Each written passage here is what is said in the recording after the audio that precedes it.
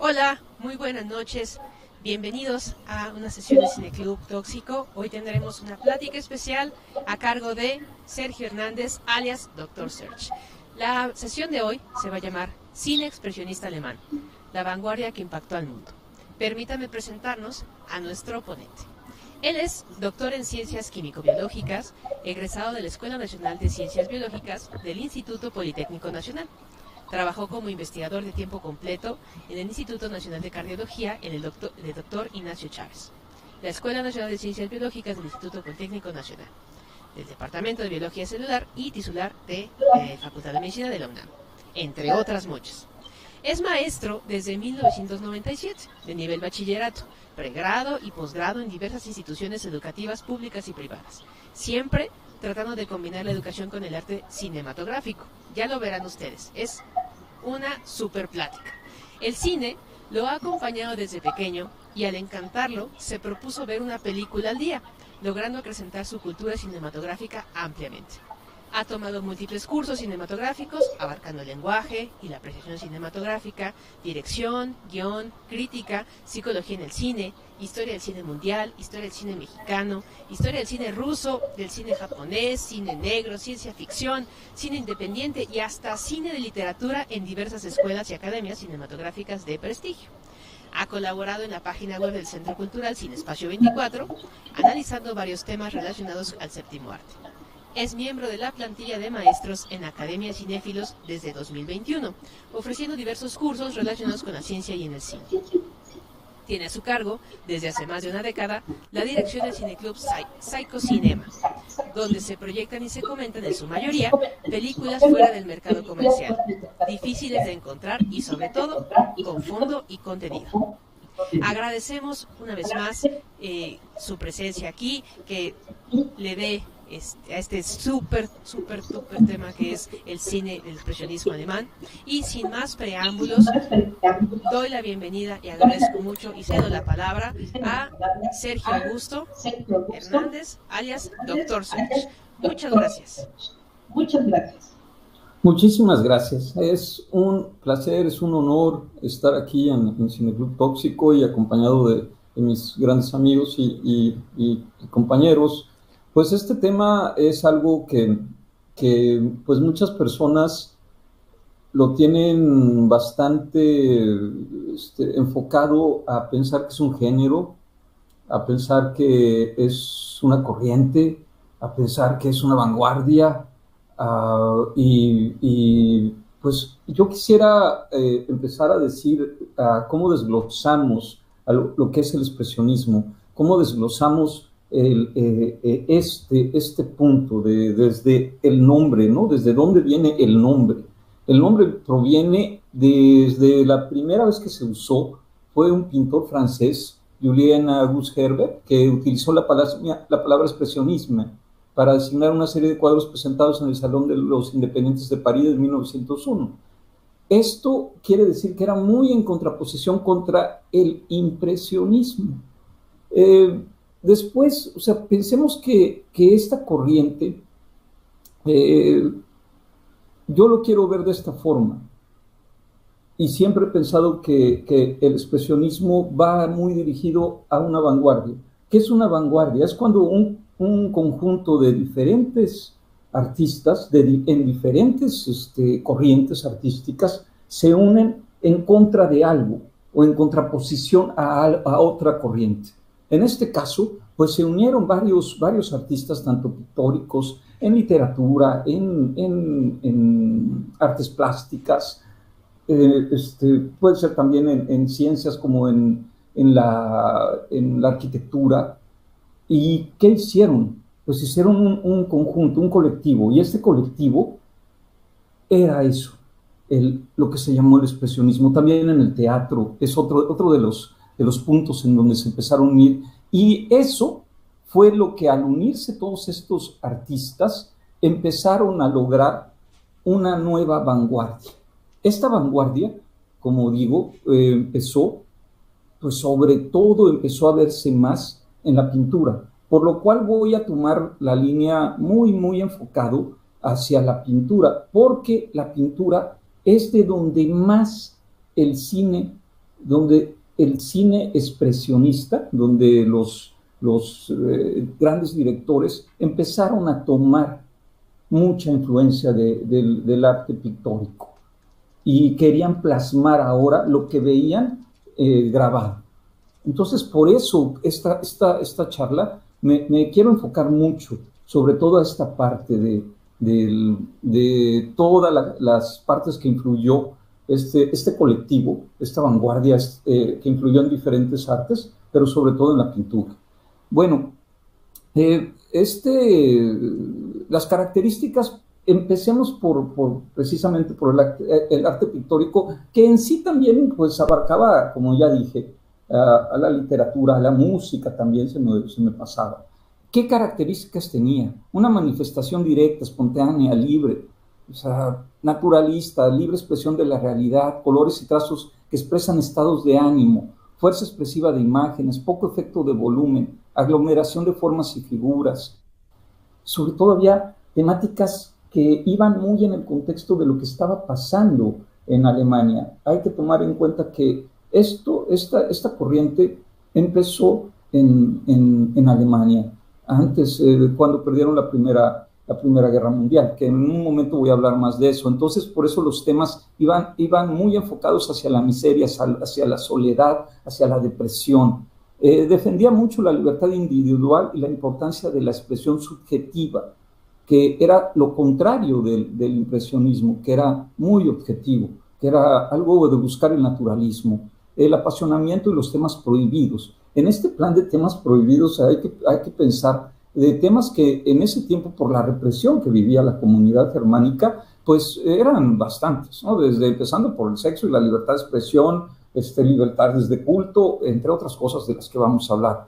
Tenía un carácter existencialista y tenía mucho efecto también metafísico y visión trágica del ser humano. Esto también porque muchos, enfocados ya después empezando, como he dicho, el colectivo de artistas que estaban, pues empezaron a tener esta libertad de culto donde se integraron pues diferentes religiones, podemos decir así, y eso influyó muchísimo en el cine, de lo que platicaremos un poco después, porque por eso mismo no es por nada que aparezcan vampiros, que aparezcan zombies, digamos, que aparezcan estatuas o monstruos como el golem, que tienen un significado muy fuerte en cuanto a la religión y cuanto a ciertos temas esotéricos, también podemos decir.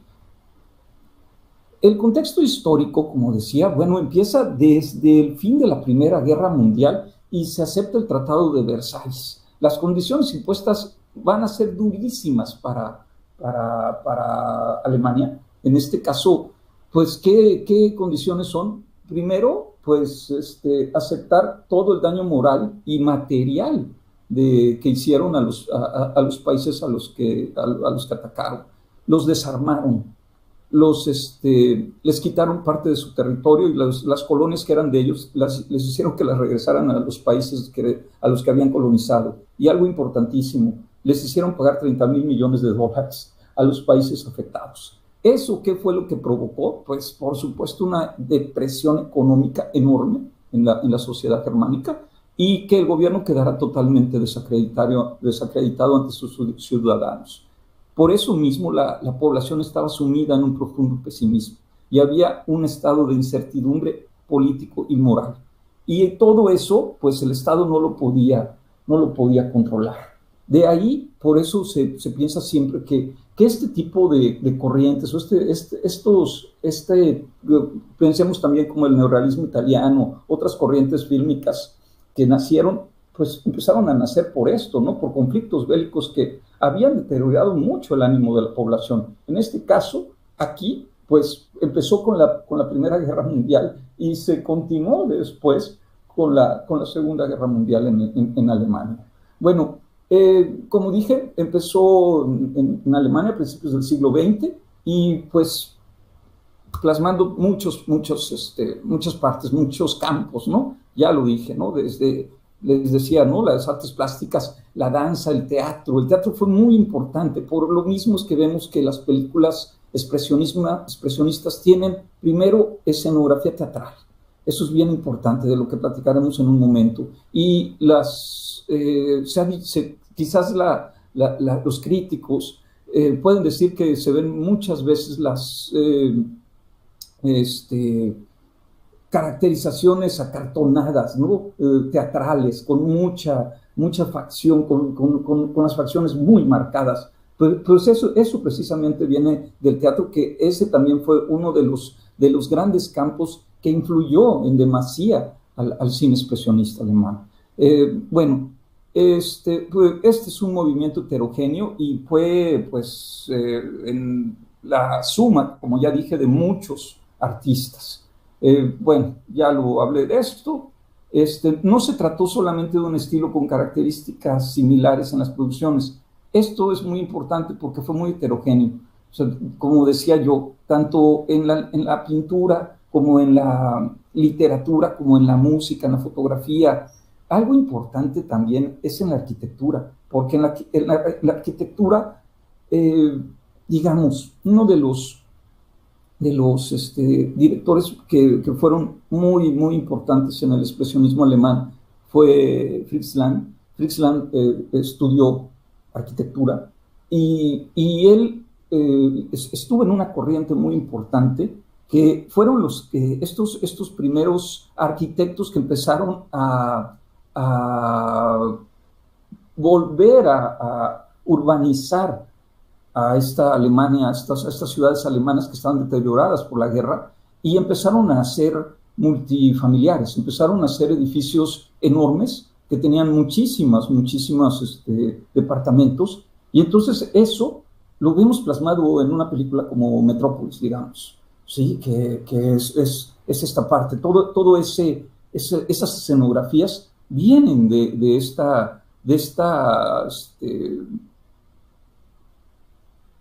estos conocimientos que tenía este autor como Fritz Lang, debido a que había estudiado arquitectura y que había estado en una escuela arquitectónica muy importante que, como les digo, fue la que empezó otra vez a hacer, poblar y crear otra vez el ambiente urbanístico de diversas ciudades importantísimas en Alemania.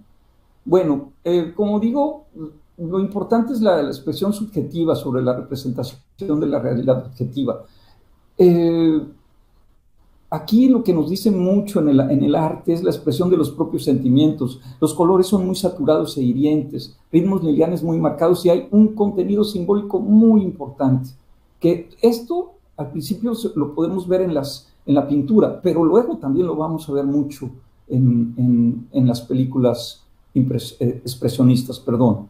Un ejemplo puede ser, digamos, Nosferatu, de Murnau. ¿Qué cosa? El vampiro, lo que representa el vampiro. ¿Qué es lo que representa el vampiro? ¿Qué representa Nosferatu? El miedo a algo que viene, ese miedo que tenía la población a algo que venía, algo que los estaba tosigando, algo que los estaba atacando en ese momento y que podía ser representado de una forma tan horrible como un monstruo que está llegando a la ciudad a atacar y que trae algo terrible que es la peste y que los está minando, los está deteriorando y los está haciendo, pues, padecer lo peor. Ese es un simbolismo muy fuerte que, pues, en otras películas también se nota muy marcado. También algo importante que hizo el expresionismo es que tuvo un nuevo concepto del arte, entendido como una forma de captar la existencia, de traslucir en imágenes el sustrato que subyace bajo la realidad aparente, de reflejar lo inmutable y eterno del ser humano y la naturaleza. ¿Esto qué quiere decir? Es ponernos a pensar que no es un arte efectista, sino al contrario, es tratar de pensar qué es lo que siente el autor que está poniendo eso ahí, y que entonces nosotros tenemos que sentir o tratar de sentir eso que nos está plasmando. Las primeras manifestaciones, como dije, pues en literatura podemos pensar que hay autores como Rilke, que es uno de los que más fueron llevados hacia esta corriente expresionista. En la música fue Gustav Mahler, fue Robert Wagner, Richard Wagner, perdón, Robert Wagner es un actor, creo, Richard Wagner, pero en la pintura, que es como yo decía al inicio, fue muy importante, por eso me meto más en esta parte, porque esto que vemos aquí es lo que vamos a empezar a ver que los autores en el cine empezaron a querer plasmar. ¿Qué se veía en la pintura expresionista? O sea, predominaba la visión interior del artista, la expresión, y lo que querían hacer era deformar la realidad para expresar de forma más subjetiva la naturaleza y el ser humano, dando primicia a la expresión de los sentimientos más que a la descripción objetiva de la realidad, que eso es lo que trataban de hacer los impresionistas. O sea, y además de utilizar los impresionistas más colores, en este caso no, era de utilizar menos colores, hacerlo más o sea, tratando de utilizar menos colores claros y hacer eso una profundidad más angustiante, digamos. ¿Qué principios tenía en las artes pictóricas? Había libertad individual, había una primacía de la expresión subjetiva, irracionalismo, apasionamiento, morbo, podía ser demoníaco, sexual, fantástico, pervertido. Eso es de lo que hablaba al principio, de decir que se empezaron a plasmar en imágenes temas que estaban prohibidísimos. Y eso pues empezó a lograr hacer en la psique de la población un cambio, algo que les llamaba mucho la atención y que también por lo mismo fue muy fácil que esto saltara al cine. Sí, empezara a saltar al cine y que empezara, ¿por qué? Pues el cine también Alemania fue de los lugares donde cuando inició el cinematógrafo fue también de los primeros lugares a los que llegó el cine por esta cercanía con Francia. Entonces, por eso fue muy fácil que también empezara a producirse cine. Era muy importante también, empezaron a darse cuenta las grandes productoras cinematográficas en Alemania que era necesario utilizar el cine para pues, ayudar a la población a que saliera un poco de este desapego, de toda esta depresión que tenían después de la guerra. Entonces, pues por eso, pero hay que pensar que ese cine que empezaron a producir, pues, sobre todo muy propagandista. Por eso empezó a haber esta corriente. Y esta corriente influida por este expresionismo pictórico. Y esta corriente que es el cine expresionista alemán, viene de esta parte, de toda esta parte que estamos viendo. O sea, la influencia más grande que tiene la pintura expresionista es en el arte medieval, sobre todo en el gótico alemán, en el del signo religioso. Eso lo vemos mucho también en el cine. Un ejemplo, el Golem es una película de un rabino que crea una imagen para que ayude a detener una maldición que estaba cayendo sobre su pueblo, y hace una figura de arcilla. Y esta figura de arcilla pues, cobra vida y empieza a haber una historia ahí muy interesante. Pero todo esto es mucha simbología y mucho arte gótico alemán, y que está muy influido por la parte religiosa, por la Kabbalah, el judaísmo, etc.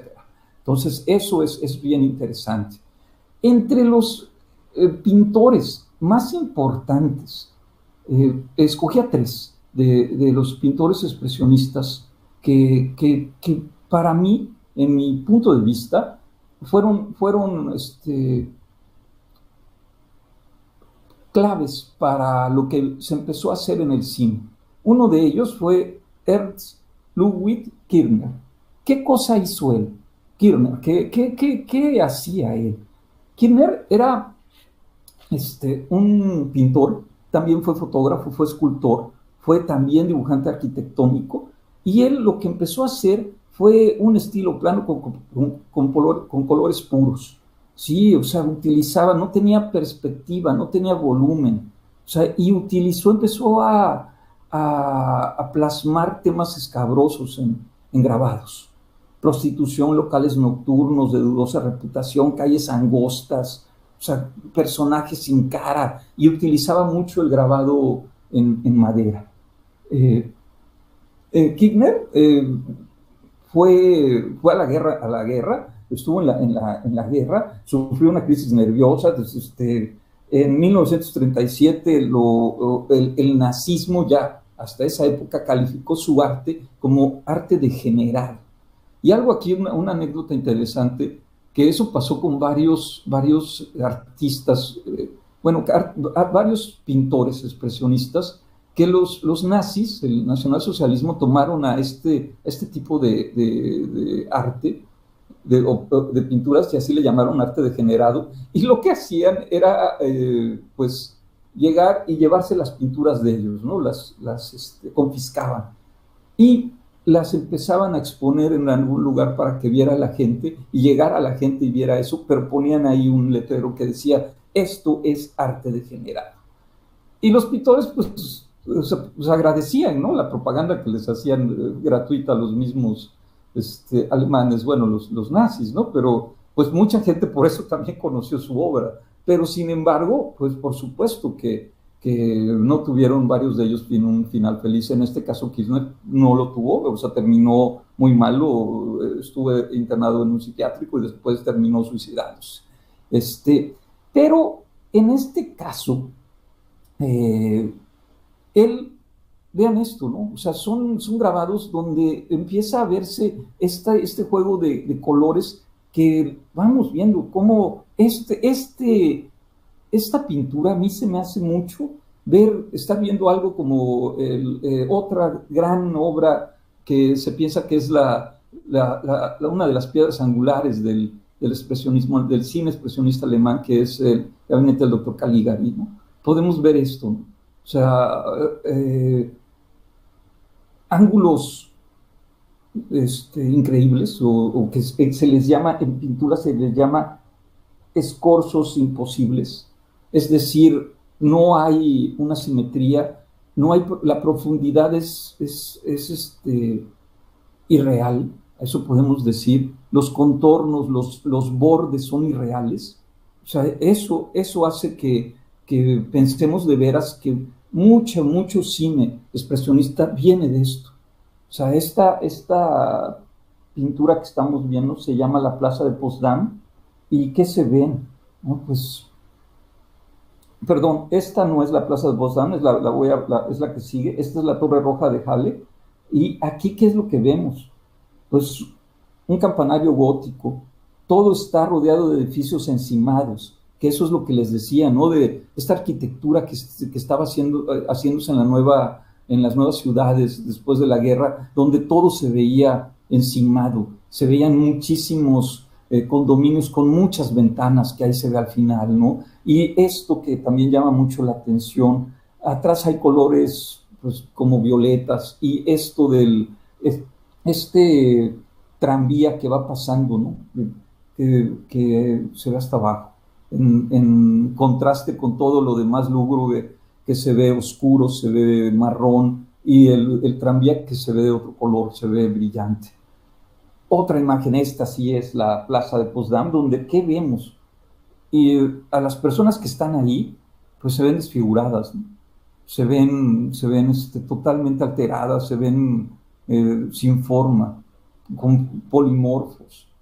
Y hasta atrás seguimos viendo esto que también se ve mucho digamos, en el doctor Caligari, en el gabinete del doctor Caligari, el fondo imposible, ¿no? Que se sigue viendo el fondo y el fondo y el fondo, y atrás vemos, hay personas, y todavía atrás se ven más personas, y atrás todavía se sigue viendo una perspectiva, como se diría en la pintura. Y esto de los escorzos imposibles, es decir, que cómo puede seguir habiendo ahí un foco o un enfoque, que pues estas cosas, pues luego nos damos cuenta que en el cine se tomó en cuenta mucho, o se tomó tanto en cuenta que influyó para hacer estos encuadres que se hacían en diferentes películas. Otro gran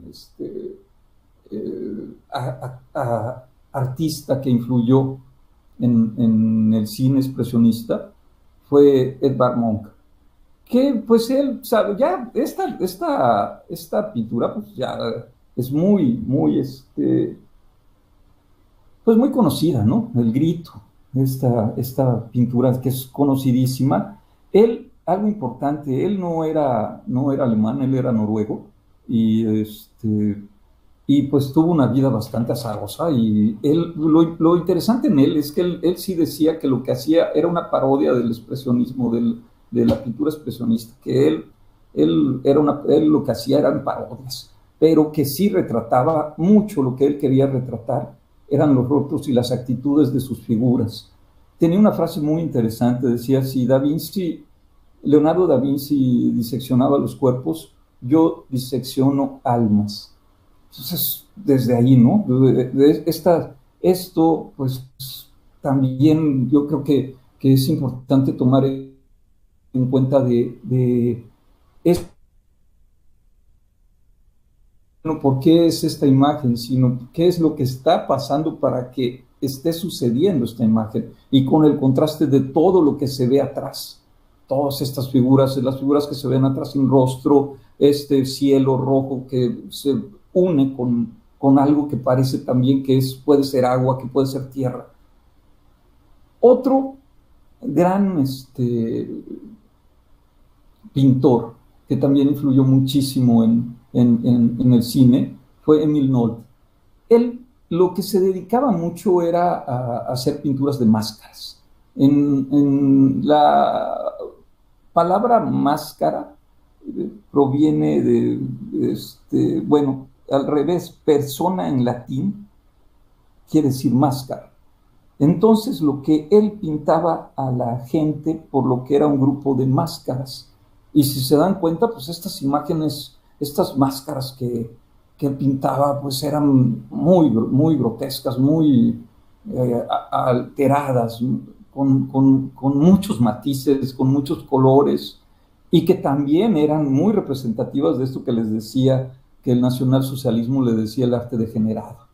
Entonces, Emil Nolde, él fue danés, y él tenía un problema porque cuando colonizaron, los alemanes colonizaron una parte de donde era un pueblito donde él vivía, llegó un momento en que lo regresaron, pero luego lo volvieron a hacer danés, a ese lugar, y entonces ya no sabía el que era, si era alemán o era danés. Y entonces algo también muy importante, la mayoría de los actores, de los miembros de todo este movimiento que era el expresionismo, digamos, pictórico, pues eran jóvenes, eran tipos que estaban muy jóvenes, y él ya era grande, era una persona grande, y entonces pues como que no encajaba, ¿no? Era muy grande ya para andar en la revolución, y por eso mismo pues él se apartaba. Sin embargo, también fue muy importante, y su obra fue también de las cosas que más influyeron para lo que se hizo después en el cine. Bueno, esa es la parte que quise yo meterme mucho en cuanto a lo que hizo a este cine tan singular, tan particular. ¿Qué características tiene el cine expresionista alemán? No es el efecto lo que busca de inicio, no es de voy a asustar al espectador, que eso le hace la gran diferencia con lo que estaba pasando en Estados Unidos después, con los monstruos como Frankenstein, como la momia, como Drácula, ¿no? De que era muy efectivista, ¿sí? Aquí era de asustar. Si nos damos cuenta, Nosferatu, no es eso, ¿no? No es el vampiro sale y asusta y espanta, sino muchas veces quizás no es necesario que salga, con las sombras, con ese efecto que está haciendo el director, con eso está haciendo un efecto en el espectador, sin necesidad que se vea lo que está haciendo. Otro ejemplo es en El gabinete del doctor Caligari, donde este zombie llamado César, que muchas veces, en la mayoría de las veces que vemos que sale, o cuando va a producir o hacer un ataque contra alguien, ni siquiera se ve el ataque, se ven las sombras. Y nosotros tenemos ahí un efecto de que algo está pasando horrible. Y no tiene que salir ahí, digamos, la momia para que se vea que está apretándole el cuello a alguien para que nos dé miedo, ¿no? O sea, aquí intentaban reflejar o proyectar el contexto en el que estaban viviendo, así como los temores y las ideas que se tenían en contra de la política. Algo que también tomaron muy en cuenta los directores y los guionistas, sobre todo en las cintas expresionistas, fueron las teorías psicoanalíticas, que en ese momento también estaban en boga, como las de Freud, las de Jung. Utilizaron también la filosofía de Nietzsche. O sea, todo eso también era una amalgama de teorías que las hacían guiones. Entonces eso también es bien interesante. Y pues, como ya lo decía, manejaban en sus películas el ánimo de la Alemania de ese entonces, y al principio, como dije, ¿no? Fueron alejándose de este cine propagandista que hacían las grandes productoras que había en ese entonces en Alemania, se fueron alejando. Sin embargo, cuando pues empezaron a darse cuenta esas productoras que este cine empezaba a dejar, pues que había taquilla, lo empezaron a tomar y empezaron a buscar a Fritz Lang, empezaron a buscar a Murnau, empezaron a buscar a Wein. ¿Y qué hicieron? Pues empezarles a decir, ¿saben qué? Queremos que trabajen con nosotros. ¿Y por qué? Porque vamos a empezar a hacer cine propagandista en cuanto a un enfoque muy importante, el inicio del nacionalsocialismo. ¿Y cómo lo hacían? Empezando con unas muy en particular. Vamos a empezar a hacer películas en contra de ciertos pueblos que viven aquí en Alemania. Y en este caso, a quien tomaban mucho para esto, pues, o tomaron mucho para esto, fue al pueblo judío. Y por eso es que luego una parte de estas películas empezaron también a alejar de eso y empezaron ellos a ser contestatarios y empezaron a hacer películas donde el tema era enfocado a representar a este sistema que los estaba absorbiendo y que era pues el auge del sistema del nacionalsocialismo. Aquí en esta lámina quiero hablar de 4 personas muy rápidamente que fueron importantísimos, esenciales en el cine expresionista alemán. Uno, Max Reinhardt, que él fue un productor de teatro, que pues, y con él trabajaron varios directores importantes, como Lang, como Wein, como Murnau, trabajaron con él, pero lo interesante es que él ya era una institución en el teatro, y él hizo una escuela en cuanto a escenógrafos, en cuanto al uso del sonido, en cuanto a la forma de el manejo actoral. Entonces, si hay alguien al que el expresionismo, el cine expresionista le debe, es a Reinhardt. Sí, hay que tomarlo en cuenta siempre que hablemos de cine expresionista, porque de él fue que varias cosas que él ya los tenía muy bien sembrados en el ambiente teatral, se utilizaron y se transportaron al cine. Para mí, uno de los más grandes directores pues es Fritz Lang, sobre todo porque no es, como les decía, ¿no? O sea, él fue arquitecto, le interesaba mucho lo que es el avance tecnológico en cuanto a esta tecnología para crear un propio lenguaje cinematográfico y utilizando las mejores cámaras, utilizando los mejores, las mejores grabaciones de sonido, los mejores lentes. Eso era algo que definía mucho a Fritz Lang. Y también algo que me gusta, que hablo mucho de eso luego en pláticas posteriores o anteriores que he hecho, sobre la ciencia. Fritz Lang me gusta mucho porque, digamos, Metrópolis es eso, es pensar, ¿no? de un robot que hay un robot en la primera década del siglo XX. ¿Qué hace un robot? ¿Qué hacen? Vemos una videoconferencia, vemos automóviles que están volando si fueran naves. Esta parte a mí me gusta muchísimo. Y además vemos unos montajes, unas tomas que eran vanguardistas. Era algo que Fritz Lang manejaba muchísimo. Además, no solo eso, también tenía un lenguaje muy simbólico. Y como decía al principio, con muchas influencias, con un amasijo de varias creencias, de varias religiones, podemos decir. Y eso lo hace bastante interesante el trabajo que Fritz Lang hacía. Robin Williams, pues, ¿qué podemos decir de Wayne? ¿Qué cosa es lo que hace él? Es el gabinete del Dr. Caligari, que también, ya lo dije, es una piedra angular en este cine. ¿De qué hablamos sobre él o qué cosa podemos decir de Robin Williams? Pues, a ese grado se piensa que se ha dicho que hay un género que después del Dr. Caligari se dice eso, ¿no? Que hay el cine o el género caligarista, ¿sí? Donde se habla sobre una persona que al final todo es algo onírico, habla sobre también la ciencia, ¿no? Que vemos de un doctor que utiliza teorías psicoanalíticas para poder manejar a su gusto a personas. Son muchas cosas que son muy interesantes en la obra de este gran director.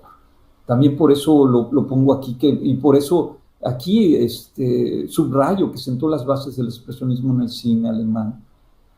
Murnau, Friedrich Wilhelm, otro más grande también. Y él lo que estudió fue psicología, estudió filosofía, y él en esta parte trataba de expresar la subjetividad con el máximo respeto por las formas reales del mundo. Nosferatu, por eso tiene tantas simbologías. Es una película que tiene un trasfondo filosófico muy, muy interesante, donde podemos entender, si profundizamos y desgajamos esa obra, pues que no es el vampiro, no es el monstruo, es algo que está pasando en el mundo, es algo que está haciendo que el mundo esté cambiando, es algo que está haciendo que el mundo sea otro después de lo que viene. Y digamos, es algo que a mí en este momento me produce tanta empatía de que sigue siendo tan atemporal, porque algo también muy importante en este cine, la temporalidad, que cabe destacarlo en este momento. O sea, ¿y a qué me refiero con eso? Nosferatu, pues, llega con la peste a un puerto, ¿y qué pasa? Pues ahí la gente se empieza a morir por eso, ¿no? Por la peste, y que llega con las ratas en Nosferatu. Pues, si ponemos esta temporalidad, podemos decir que eso mismo lo vivimos hace unos años, ¿no? Con la pandemia del SARS-CoV-2. O sea, entonces este cine es atemporal porque nos sigue demostrando algo que estos directores, plasmaron hace casi 100 años y que decían, mira, esto puede pasar o va a pasar, que se me hace todavía más increíble, ¿no? De poder decir que eran verdaderamente unos tipos muy, muy previsores y que tenían esa visión futurista. Otro director, que es George Wilhelm Pabst, él fue el primer del cineasta que incorporó ya en sí el psicoanálisis en una de sus películas, y sobre todo porque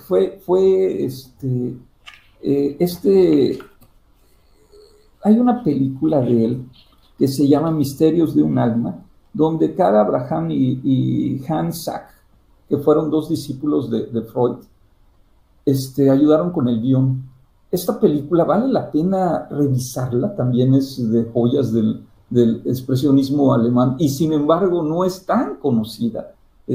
como repito, se llama Misterios de un alma, pues habla sobre la impotencia. O sea, más o menos es de finales de los 20 y habla sobre eso, sobre la impotencia y todo lo que pasa con una persona que está atormentada por eso. Entonces, imagínense el tema en ese tiempo.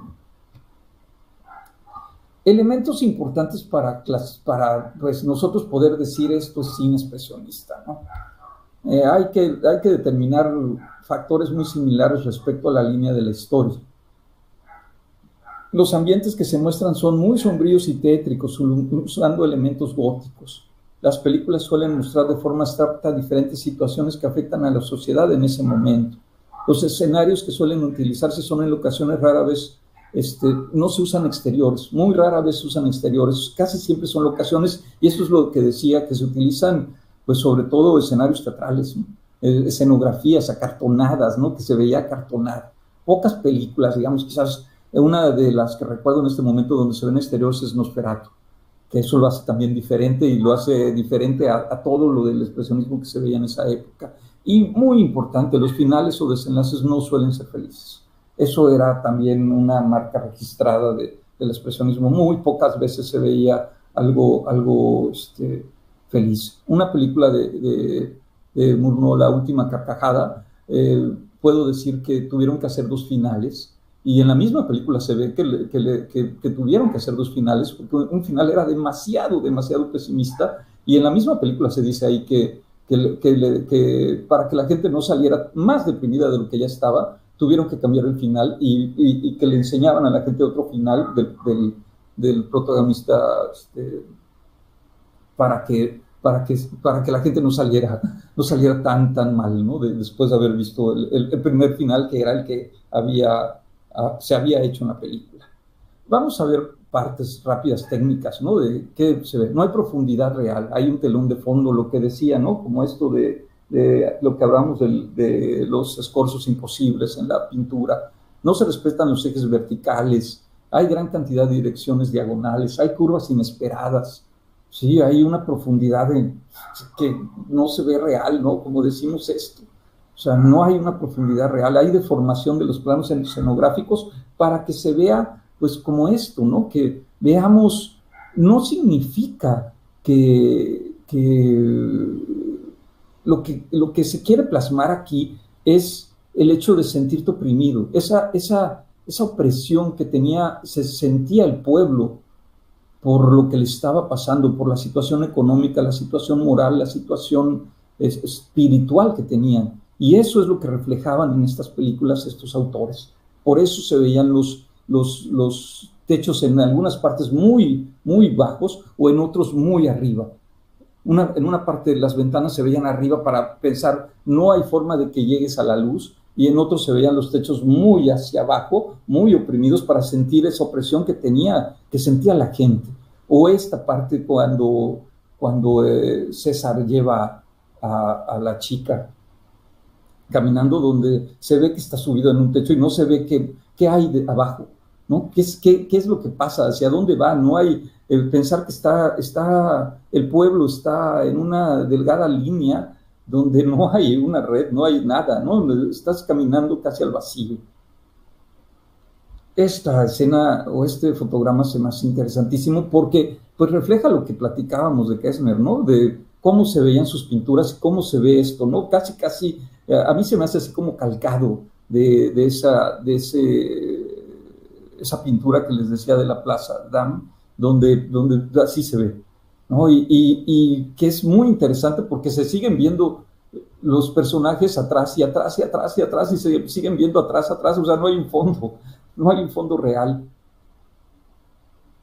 En esta película, que es un fotograma de la película El gabinete del doctor Caligari, pues mucho tiene que ver este simbolismo de que el zombie reflejaba también, pues, a la gente, ¿no? Que estaba totalmente manejada por el sistema.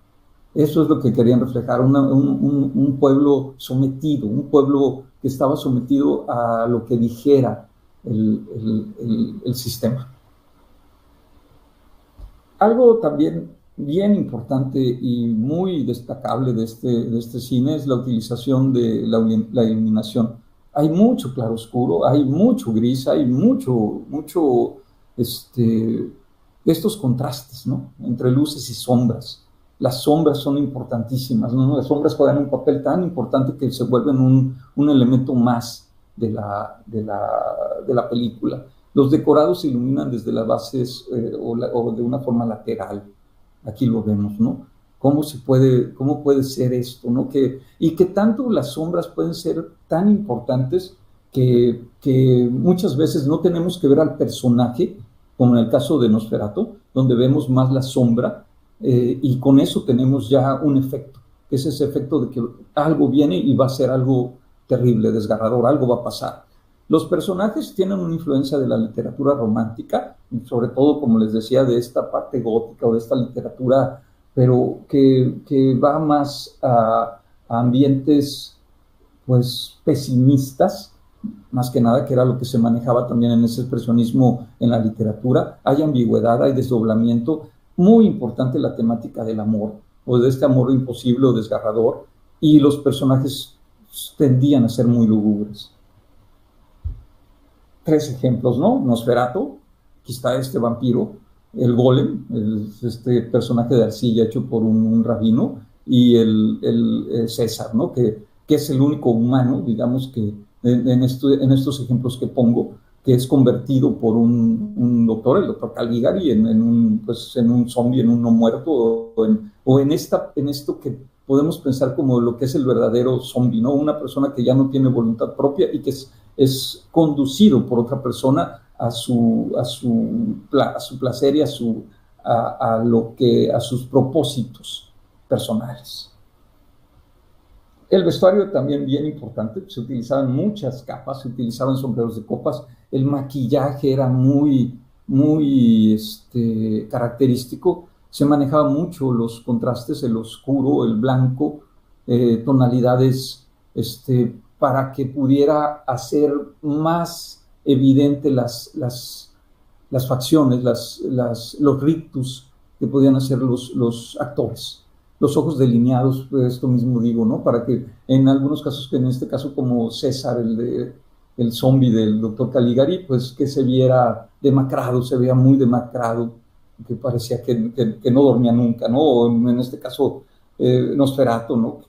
Impresionante, ¿no? Aquí lo vemos a los dos.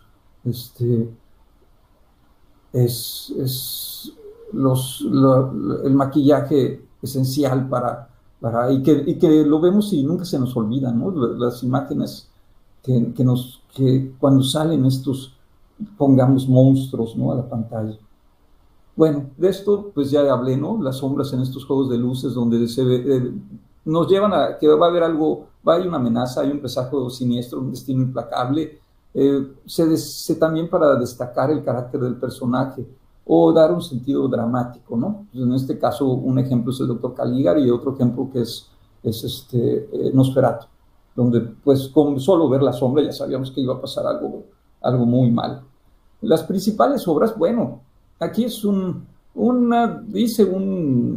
listado quizás en mi gusto de las más importantes. A destacar es la primera, que puede ser Estudiante de Praga, muy importante esta película, también de las iniciales de 1913, muy al inicio de los inicios del mismo cinematógrafo, del cine, de los tiempos del inicio del cine. El Golem, que como ya he dicho es también una de las películas angulares en el expresionismo, tanto que esta película hay 3 versiones, hay una de 1913, otra en medio y otra del 19 o quizás después, y que se puede decir que es una de las películas que inician con esta saga de que ya está tan de moda ahora en Marvel y en DC de trilogías y de todo esto, ¿no? En el Golem se hicieron 3, ¿no? Hay una, es el Golem, luego el regreso del Golem y creo que otro es el hijo del Golem o algo así, pero pues desde ahí ya se hacían estas cosas.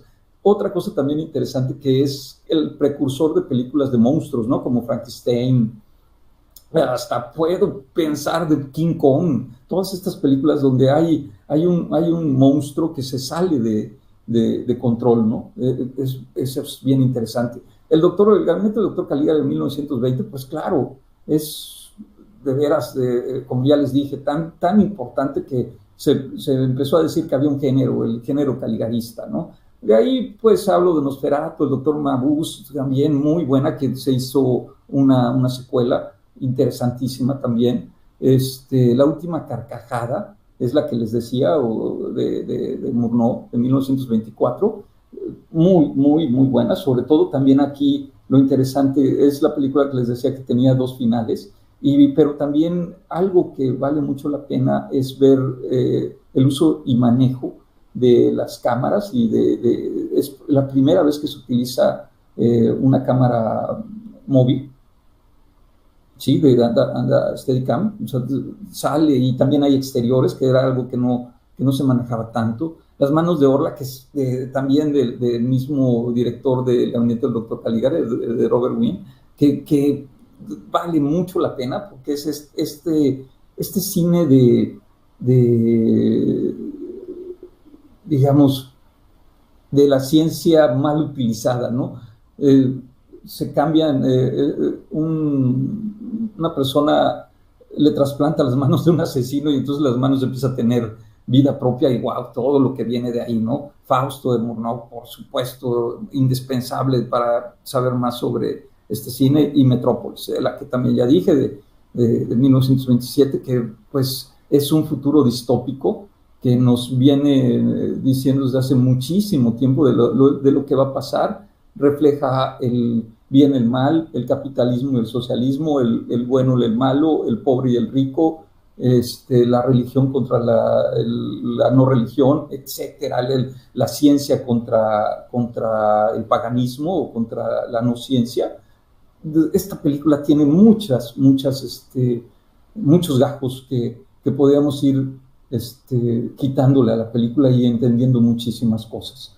Me gusta decir mucho en este cine que es tan importante esta vanguardia, que por eso digo que no es un género, porque de esta vanguardia se hicieron géneros, se lograron hacer géneros. O sea, se logró hacer el cine negro, se logró hacer el cine de monstruos, el cine de vampiros, como ya decía, el cine de quizás empezó el cine de terror de una forma, el cine noir, como dije, el cine negro, el cine de detectives, hasta este punto pongamos que hasta en cierto grado le llega al cine de superhéroes, ¿no? La última película de Batman tiene muchísimo del cine expresionista. O sea, si la analizamos, vemos estas luces, sombras, el manejo de las cámaras, Batman, este último Batman que vemos, siempre en las sombras y en la oscuridad y en la soledad, y oscuro, tétrico, tenebroso, desalmado, deshumanizado, pues eso nos suena a esto que hemos estado platicando, ¿no? Bueno, el cierre del expresionismo, del cine expresionista alemán, fue con El testamento del Dr. Mabuse, de Fritz Lang, en 1933. Aquí ya, de plano, era totalmente un cine propagandístico, ya se estaba utilizando así, ya y lo que hizo Lang antes de huir, exiliado, cuando le pidieron que él se encargara de hacer la propaganda para el nacionalsocialismo, y dijo, bueno, si en un ratito regreso, ya le empezamos, y tomó en ese momento un avión y se fue a Francia, y no regresó ya hasta que terminó la guerra. Pues lo que hizo con esta película fue mandarles un mensaje al público diciendo, miren, esto es lo que está pasando y esto es lo que va a pasar.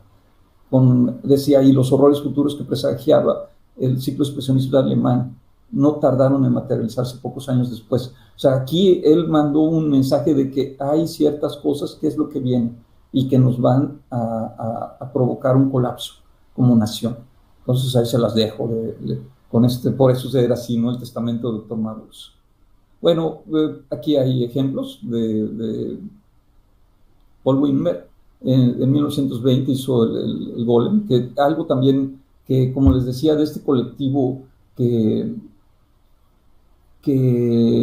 profundizó también en el cine, es que los mismos pintores ayudaban a hacer los carteles. Entonces también los carteles publicitarios de las películas eran una obra de arte. Me fascinan también, miren. O O sea, todo esto, del doctor Caligari. Bueno, aquí no hay un cartel, pero este de Metrópolis también es bien interesante. Y por último, ya para cerrar mi plática, pues hay expresionismo también en el cine mexicano. Y este expresionismo, hablando rápido, ¿por qué fue? Se piensa mucho que en el momento que se empezaron a exiliar, pues guionistas, escenógrafos, camarógrafos, fotógrafos, sonidistas, bueno, pues directores también, pero a diferentes lugares del mundo, muchos llegaron a México y pues llegaron y también empezaron a hacer escuela. Y uno de esos, a quien les influyó mucho, fue a don Juan Bustillo, el maestro Bustillo, que hizo una película en 1934 que se llama Dos monjes, un clásico del cine mexicano, muy poco conocido y sin embargo es una joya enorme, que tiene una influencia directa del expresionismo alemán.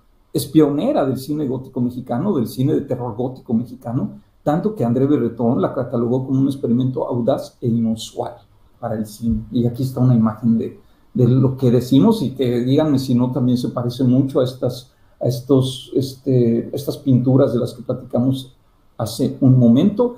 Y quiero decir, para finalizar, que gracias a esta película, Dos monjes, yo llegué a Cineclub Tóxico. Y por eso le tengo tanto cariño a Los monjes, porque yo, buscando más sobre esta película, encontré una reseña padrísima que hacían mis amigos de Cineclub Tóxico, y desde ahí empezó nuestra relación. O sea, la vi, me encantó, me fascinó, la estuve viendo, la volví a ver, la vi como 3 veces y luego les hablé, y pues de ahí para adelante. Al día de hoy que estoy aquí, y doy mucho las gracias por darme esta gran oportunidad de poder platicar sobre esto.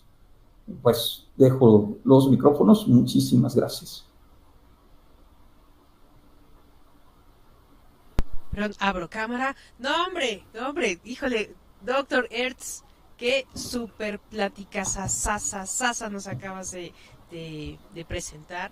Híjole, pues nada, ¿no? Que nos brindaste un panorama muy amplio acerca del expresionismo alemán, ¿no? Los personajes o las personalidades de este tipo de cine, también las influencias artísticas que, si bien entendemos el expresionismo alemán como, sí, bueno, he escuchado varias personas que dicen que es un género,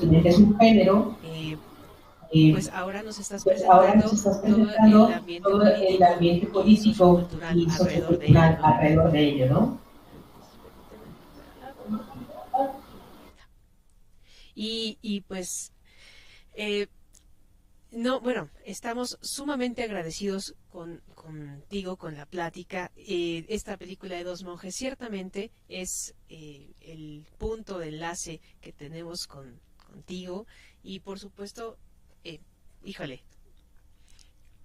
Bueno, regresando un poquito, pues el expresionismo alemán, esta visión que nos presentas, cambia la manera en la que vemos y hacemos cine. Lo podemos ver al día de hoy también, como esta tendencia, esta línea de expresión nos influencia. Hemos visto, pues tú mismo lo mencionaste, ¿no? El propio Batman, por ejemplo, toda la línea de cómic que se basa tanto en futurismo como expresionismo alemán, como constructivismo ruso, y nos llega hasta el día de hoy, con una vertiente muy característica de todo lo que planteas. Invito a mis compañeros también, Arturo y Vic de Vic, a que prendan sus cámaras y que nos platiquen un poquito también, nos compartan su visión, si tienen alguna opinión del expresionismo alemán que podamos platicar, compartir. Y por supuesto, no se me va que tenemos algunas preguntas en el chat por parte de las personas que nos están viendo. Entonces, antes de abrir nuestros micrófonos para el conversatorio que vamos a tener entre nosotros, Arturo, por favor, ¿pudieras leernos las preguntas o los comentarios que tenemos? Claro que sí. Teníamos 2 preguntas aquí de YouTube justamente. Una decía, ¿considera que el nacimiento de los bohemios dandies, los poetas malditos, vieron sus orígenes también en el expresionismo alemán? Creo que son esos personajes, representan la estética del tabú. Sí, sí, totalmente. O sea, pues es que a final de cuentas es, pues los temas que tocaban, pues iban muy de la mano, ¿no? De esta parte de la depresión, del desamor, de quizás de, de lo gótico, de lo sombrío, todo eso iba relacionado y eran temas que también utilizaron los guionistas para poder hacer sus películas. O sea, eso a mí se me hace también bien interesante y el que esta pregunta enlace a eso, redondea más lo que platicamos, que esto es una vanguardia, ¿no? Es la unión de varias corrientes, de varios artistas que fueron amasando y amalgamando todo esto para llegar a ser lo que fue el cine, ¿no? Y que claro que pues guionistas tomaron novelas, tomaron poemas, tomaron cuentos, novelas cortas para poder luego ellos rehacerlas y plasmarlas en guiones que fueron utilizados por los directores para hacer las películas de las que hemos platicado. Sí, se me hace totalmente eso algo muy, muy, muy lógico y muy interesante.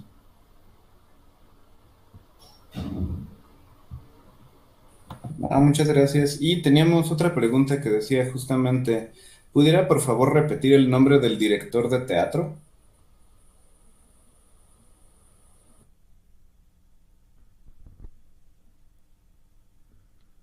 Esta pregunta fue hecha justo cuando estabas mencionando las personalidades del expresionismo alemán. Creo que era el primero o el segundo que mencionaste que tenía que ver con el teatro. Entonces, ¿nos puedes aventar de nuevo el nombre, por favor?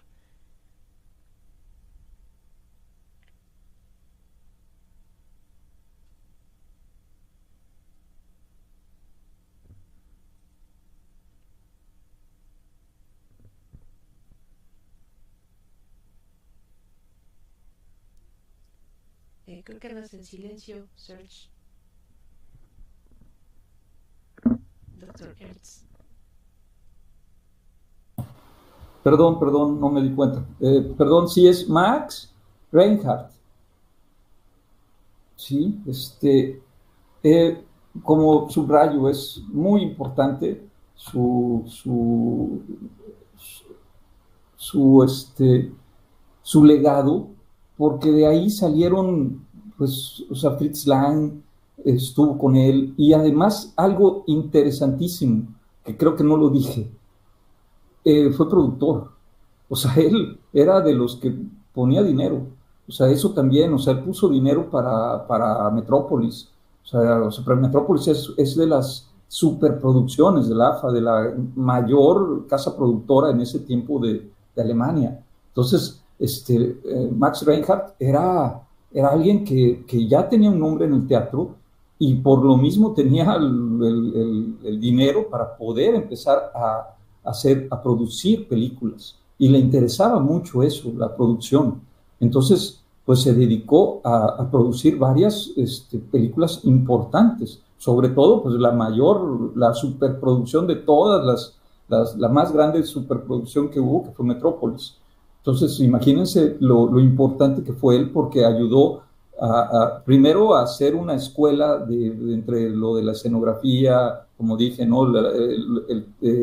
El manejo de personajes, la teatralidad con la que se manejaban y pues metiéndole dinero, ¿no? Que eso también agradecían demasiado, ¿no? Pues los directores, ¿no? Que había alguien que era el que se arriesgaba a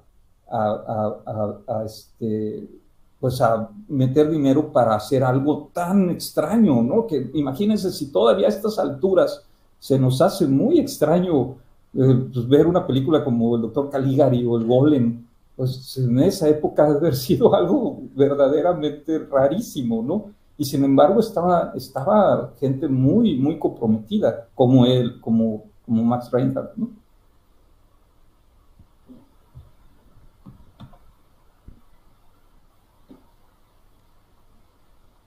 Sí.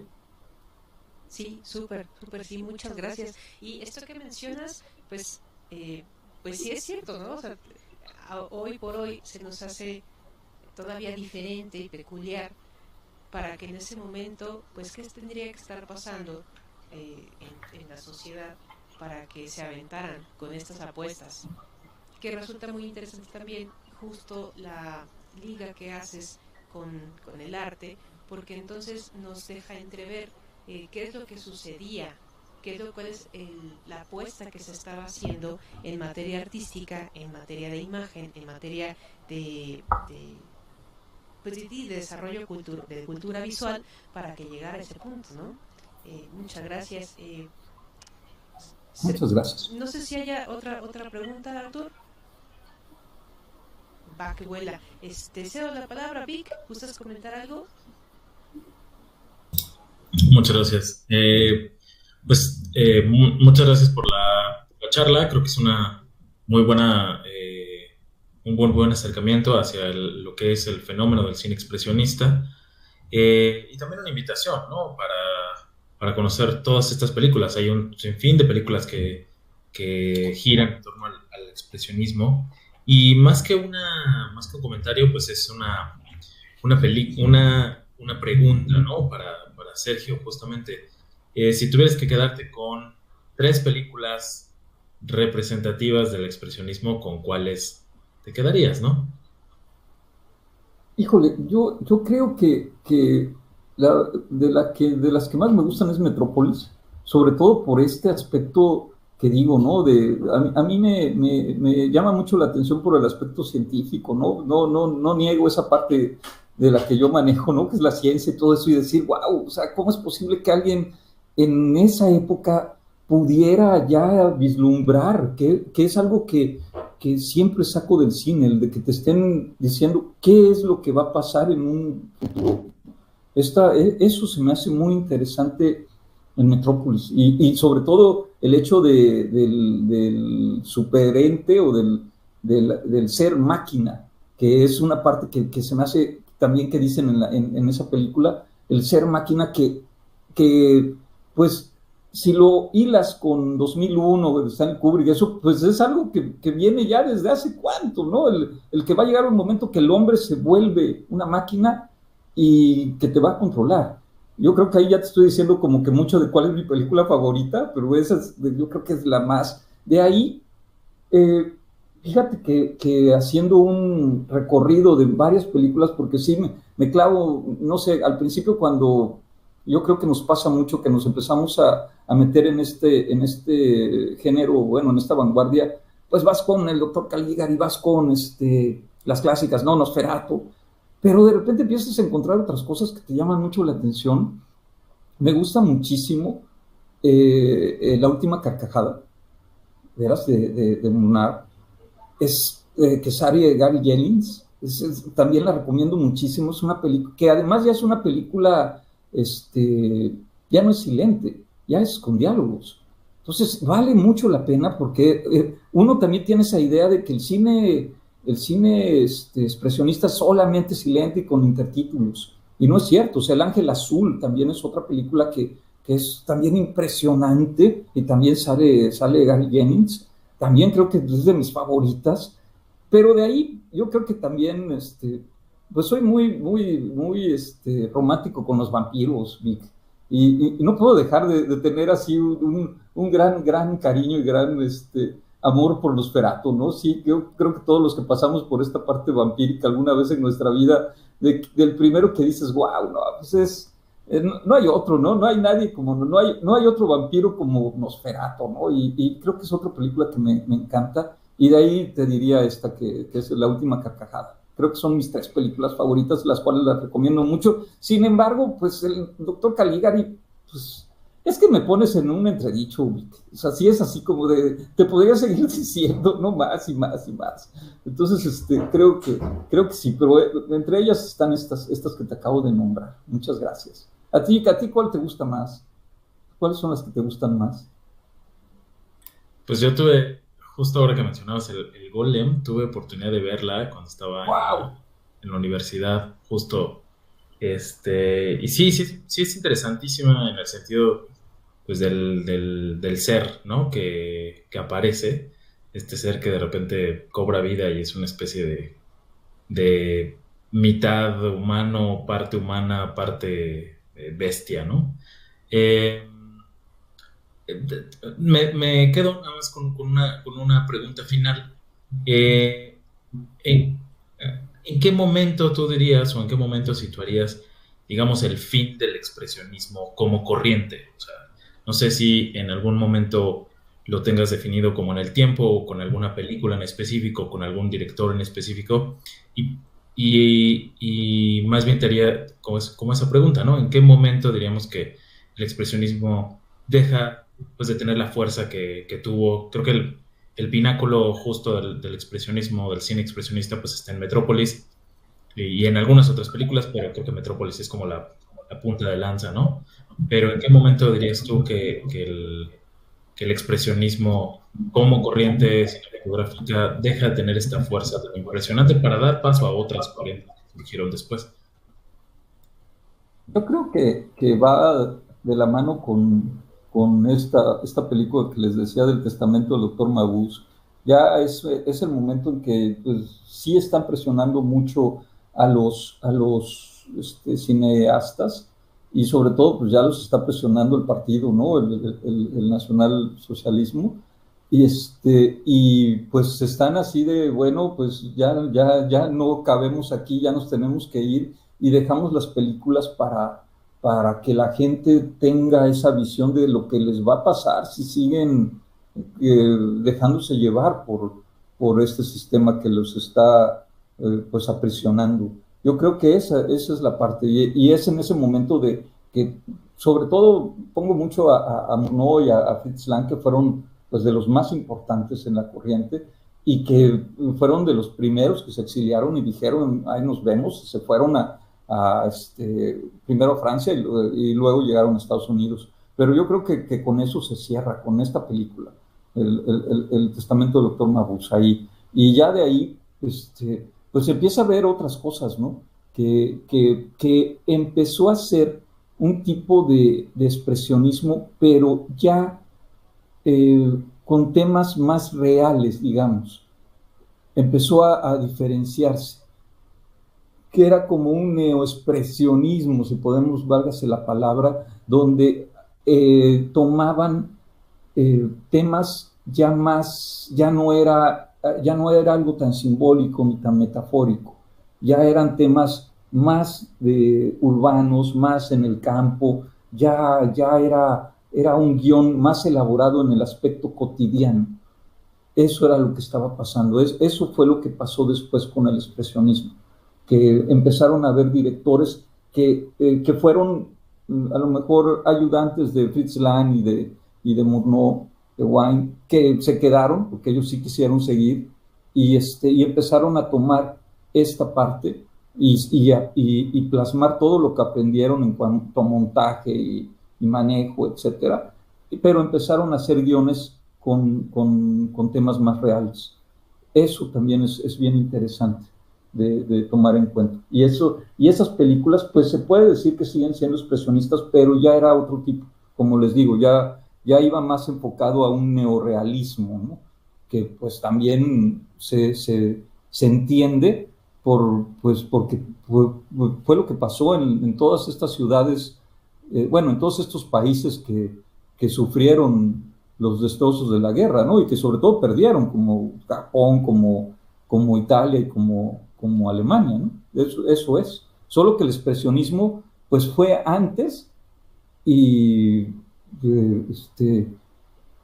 a mí eso es lo que creo que también vale la pena mencionar, que avisó, que vislumbró lo que venía y ya dejó las bases y diciendo, miren, aquí les estoy poniendo, hay un vampiro que quiere decir, ahí viene la peste, ahí viene el sistema, hay un zombie que así los tienen, hay una metrópolis que los está controlando. Les dejo todas estas imágenes para que vean lo que les viene. ¿Qué es lo que les viene? Pues el Reich, el Tercer Reich y todo lo que conlleva eso. Ahí se los dejo. Nosotros nos vamos y de ahí empieza a ver el neorrealismo, en este caso como el neoexpresionismo. Sí. Muchas gracias. Híjole, es que conforme vas hablando, se va ampliando más y más y más. Y dices, claro, claro, tiene mucho sentido, por supuesto. ¿Cómo no lo había pensado, no? Y ahorita que estás platicando justo de cómo estos personajes tuvieron que moverse a Alemania por la situación política, eh, a- haciendo alusión a otra disciplina que también en esa misma época tenemos a la Bauhaus, ¿no? Que es el desarrollo Exacto. visual y a partir de multidisciplinario, que justo también apelaba a la cuestión filosófica y social desde la perspectiva de la imagen, ¿no? Y también les pasó exactamente lo mismo, les dijeron, oigan, ¿qué onda? ¿O le entran o qué pasó?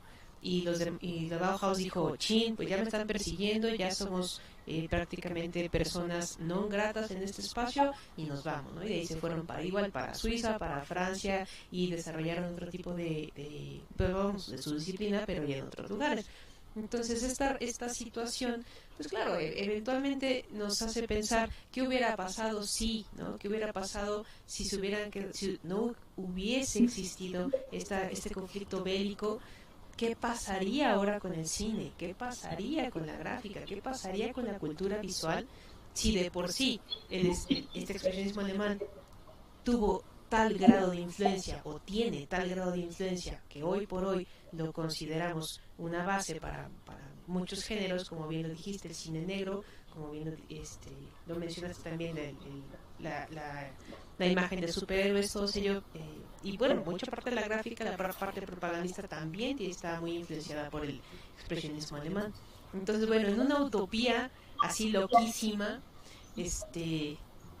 pues no sé, se imaginan cómo sería el cine hoy por hoy si este expresionismo alemán se hubiera aventado al estrellato todavía y no hubiera detenido.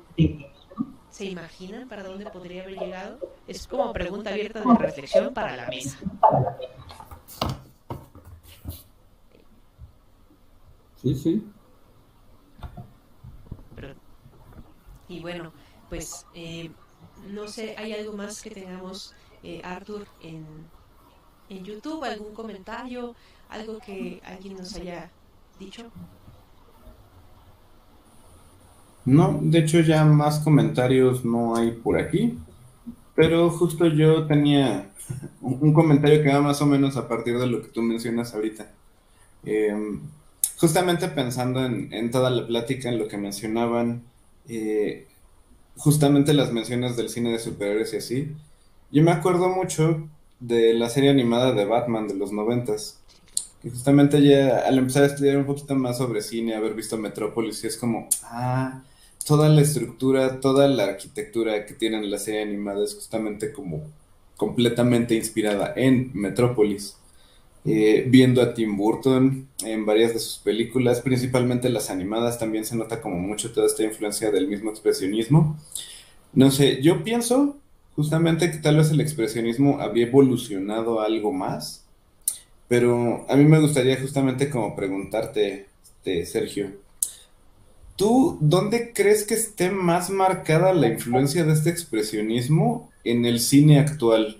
Actual, digamos, de los últimos 20 años más o menos. ¿Crees que todavía haya como esa influencia que se vea reflejada? ¿Crees como que ya no lo toman tan en cuenta? ¿Tú cómo ves? ¿Qué opinas? Pues, pues yo creo que sí, o sea, yo creo que, y sobre todo ciertos directores, como en este caso Tim Burton, ¿no? Es de los más claros, ¿no? Que les fascina, se le nota que le fascina el cine expresionista y tanto que pues lo sigue plasmando, lo plasmó en sus primeras obras. Batman, la primera versión que hizo Tim Burton, es increíble, ¿no? Es esa parte muy, muy fuerte. Este, Christopher Nolan, yo creo que también tiene ciertas cosas muy interesantes sobre esta influencia que tiene el expresionismo. Y creo yo que llega un momento como que cada director, hay un punto en su carrera o de los consagrados que van haciendo diferentes, se van metiendo en diferentes géneros que quieren hacer algo sobre el expresionismo. Digamos, Woody Allen. hay una película que se llama Sombras y Niebla, ¿se acuerdan de ella? Que es un súper homenaje al cine expresionista. Es increíble esa película de Woody Allen, más o menos entre los 90s, creo que es de los 90s, finales de los 90s. Es impresionante cómo es una película muy representativa, utiliza mucho las tonalidades, el argumento es muy de este cine. Otro ejemplo, los hermanos Coen, con la película de El hombre que nunca estuvo, que es una mezcla entre cine noir y expresionismo y cosas así entre extraterrestres y detectives y mujer fatal, no sé. Entonces siento eso mucho, que hay un momento en que otro ejemplo, Martin Scorsese en esta película de La Isla Siniestra, creo que se llama, donde sale Leonardo DiCaprio, que también tiene toda esta parte, si se acuerdan, tiene toda esta parte oscura y todo es así adentro, todo se ve siempre adentro, claustrofóbico. Creo yo que los consagrados, los directores consagrados en algún momento de su carrera quieren hacer algo así, ¿no? Me pongo mucho a pensar eso cuando ves alguna película que te jala más a este género, o bueno, a esta vanguardia, y dices, pues sí, a lo mejor es el homenaje que querían hacer, ¿no?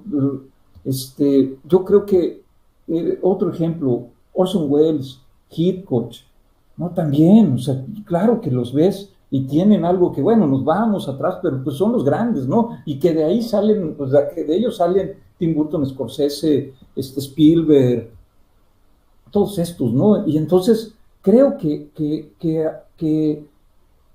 en algún momento, y va a seguir pasando a medida de que se vayan consagrando nuevos directores, que hay un momento en que pienso yo que quieren hacer un homenaje de algo, pues de que hubo un tiempo en que los influyó para ser directores, ¿no? Quizás.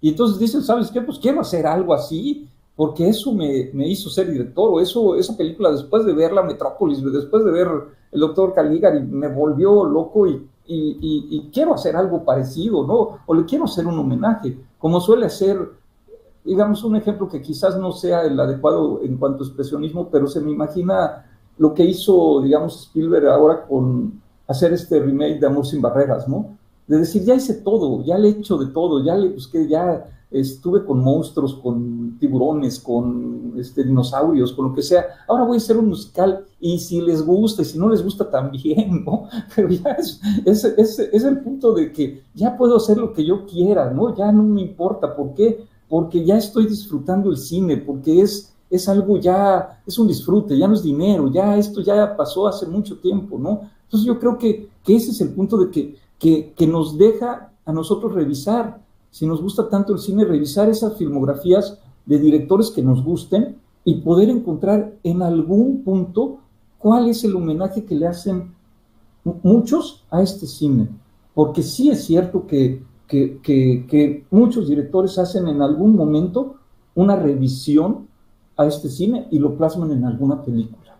¿No? Sí, y eso es un ejercicio interesante, ¿no? De poder decir, pues sí es cierto, este manejo de cámara, estas luces, estas sombras, pongamos otro ejemplo, en Drácula, de Coppola, la sombra, es súper el gran homenaje que le hace a Nosferatu, ¿no? La sombra, que era una sombra esa sombra tenía vida, ¿no?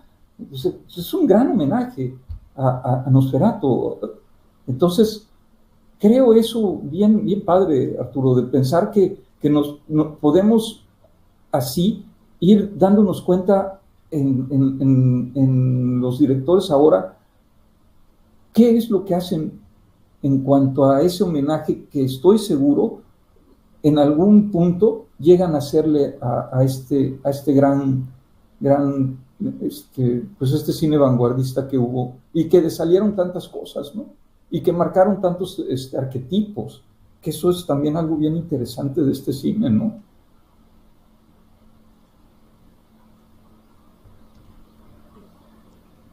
Claro, muchísimas gracias. Híjole, es que conforme empezamos a platicar y se van abriendo ahora no nada más la visión del expresionismo alemán, sino la visión de hacia el cine y cómo permeó o cómo permea a través de las décadas de los directores, de las influencias y cómo llega hasta nosotros, ¿no? Pues, me encantaría que podamos seguir platique, pero pues bueno, creo que es momento de que podamos cerrar esta conversación, pues de parte de Cineclub Tóxico. Híjole, pues ha sido un gran honor. Muchísimas gracias, Sergio, doctor Hertz, que nos regalaste esta plática, esta visión, esta nueva perspectiva, y estoy segura que nuestro auditorio, por supuesto, que se va a quedar con muchas ganas de ver algunas películas, las recomendaciones y todo aquello que mencionaste, porque nos va a dar esta nueva parte del expresionismo alemán. ¿Algún último comentario que gusten compartir? Nada, que ya tenemos tarea para las siguientes sesiones de Cineclub Tóxico. Gracias.